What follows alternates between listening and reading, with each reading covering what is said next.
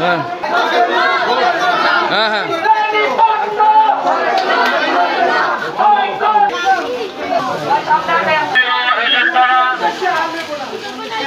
মুসলিম তাওহীদি বন্ধুরা, ইসরায়েলি দোসররা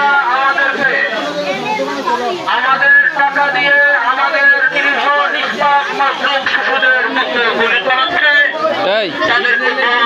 জর্জরিত করছে। আমরা ইমানি বলে বলিয়ান হলে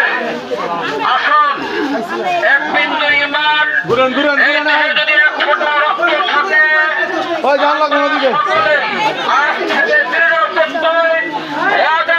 শপথ করি আল্লাহর দরবারে, আল্লাহ